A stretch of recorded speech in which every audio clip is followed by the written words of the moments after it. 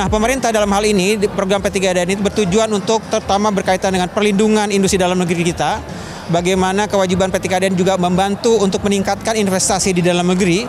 Produk-produk yang tadinya impor, kalau dia ingin masuk ke dalam pasar pemerintah, maka dia harus berinvestasi di Indonesia, harus menggunakan tenaga kerja Indonesia dan juga menggunakan sebagian atau seluruhnya bahan baku yang ada di Indonesia.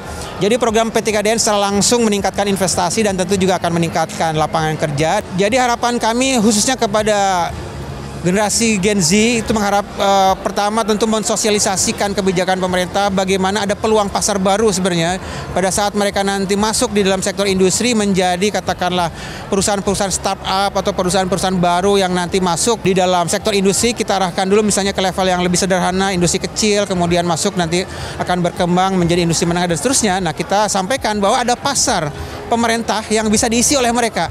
Diisi oleh perusahaan-perusahaan kecil yang memang dihususkan bagi produk-produk industri kecil dan menengah. Jadi itu satu peluang pasar sehingga mereka bisa mendapatkan gambaran ternyata bisnis itu tidak hanya mengandalkan pasar masyarakat, tetapi ada satu pasar yang juga dimasuki oleh mereka, itu pasar pemerintah yang nilainya juga cukup menjanjikan sebenarnya. Itu yang kita sampaikan kepada Gen Z tadi ya.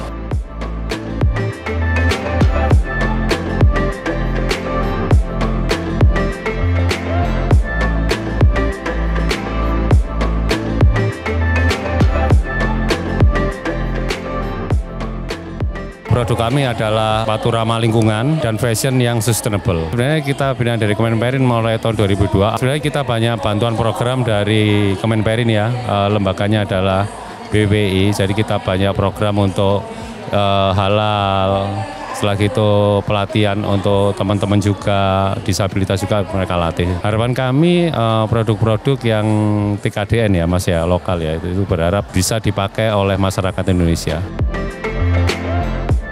Abjek ini bergerak di bidang upcycle, jadi kami mengolah limbah fast fashion, terutama di bahan jeans, kami olah, kami ubah ulang menjadi produk baru yang bernilai tinggi, seperti sepatu, tas, dan topi. Ceritanya dulu ikut IBT, yang dari BPP itu, nah dari situ Abjek mulai jadi binaan Kemenperin di bawah BPP.